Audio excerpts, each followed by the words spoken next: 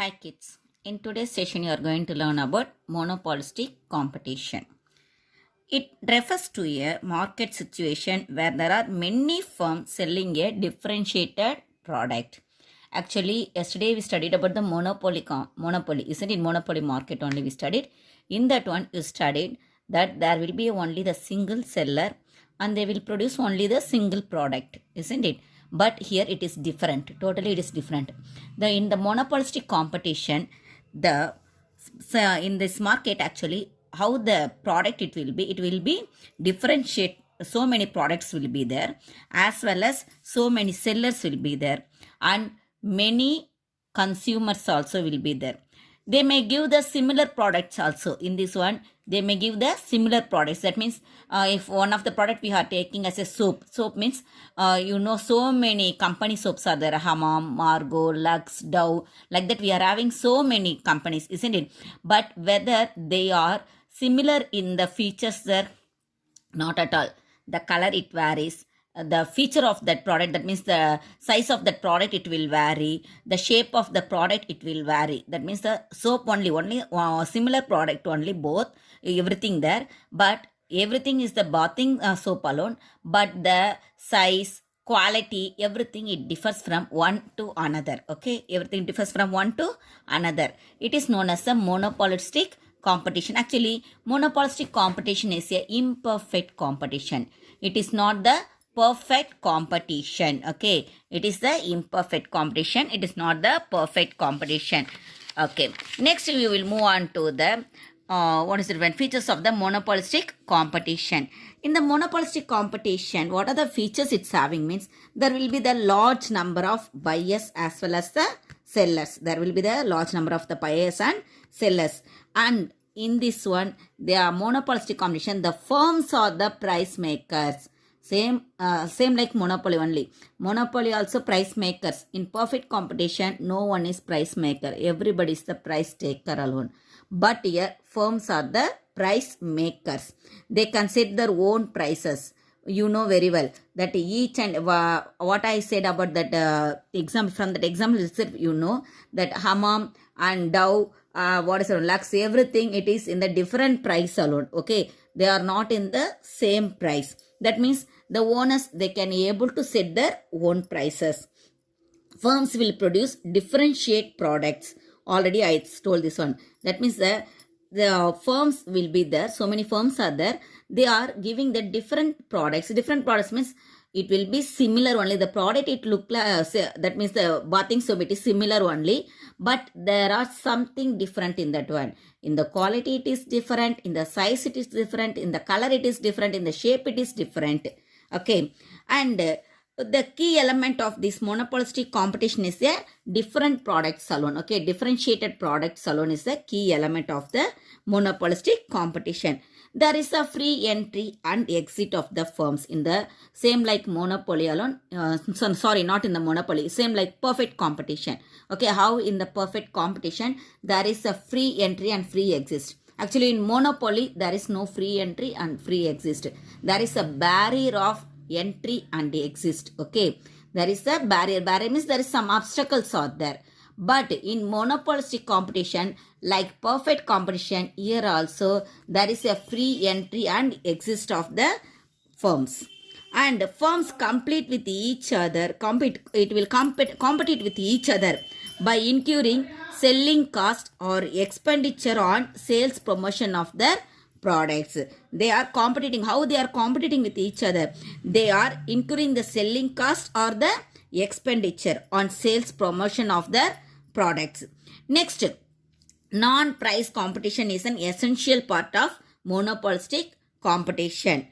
A firm can follow an independent price policy. The monopolistic in this one, they can follow the independent price policy. That means independently they can make the price of their product according to their cost. How much the cost of the production is there, according to that they may make the price. They may fix the price. Okay, how the price and output determination, it is under the monopolistic competition only. Now we are going to check here. Actually in this one we are having the short run as well as the long run. Okay, under monopolistic competition, the demand curve, it is downward sloping alone. The demand curve, it is downward sloping. There are close substitutes for each products. There are the close substitutes. The demand curve is fairly, it will elastic. It will be elastic. The demand curve, it will be elastic alone. In this one, I given as a revenue curve. Revenue and cost alone I have given here. Not the demand I given, but demand also it will be like same alone. Okay, how the revenue is that means average revenue and marginal revenue is sloping downward, same like that alone, the demand also it will downward alone. Okay, in the short run equilibrium, in the short run case, monopolistic competition, how they are determining the price, what type of the profit or loss they are incurring, only we are going to check here. First, in the short run. In the short run, you may check here, marginal cost is here, average cost, marginal cost and MC, both cuts at one point. That point is called as a equilibrium point. That point is called as a equilibrium point. Okay. Okay. MR always, it is, actually MR it is above the MC, isn't it? It above the MC only. MC it starts from here alone. That means the MC is below the MR also we may say, isn't it? MC it starts below the MR and it moves upward. It moves upward. But MR curve, the marginal revenue curve, it slopes downwards. It slopes downward. And the average revenue curve, it is above the marginal revenue curve. Always the marginal, the average revenue curve, it will be above the marginal revenue curve alone. When it is also, it's sloping downward, the AC curve, it is below the, what is that one? Below the AR, and afterwards it moves upward to the AR. First it starts to downward to the, that means it comes below the AR, the average cost, it comes below the average revenue, and afterwards it moves above the average revenue. Okay, from the equilibrium point, that means when the MC is equal to MR, from that point we may determine the product's profit or loss. Okay, here what I given is that SROH. SROH is the cost of the product, because here you may check here. Okay, average cost I given, average cost cuts in this point, isn't it? From this point alone we are, that means up to this point alone we spent the money for one of the product.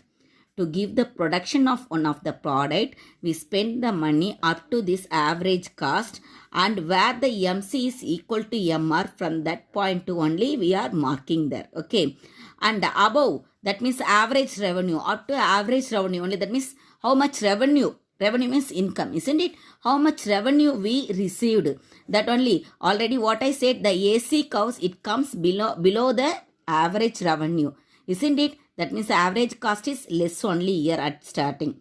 When it is less, the revenue it is more there. Revenue is more there. That means in this one is known as a supernormal profit. This one is known as a supernormal profit. Always in the short run, the monopolistic competition, they will receive the supernormal profit. Okay, and when they are receiving the supernormal profit, the other firms, it starts to enter into the firm. The other firms, it start to enter into the firm by attracting, by getting the attraction of the supernormal profit. But when the other firms, they also entering into the firm, what it will happen? Definitely, the average revenue, it will decline.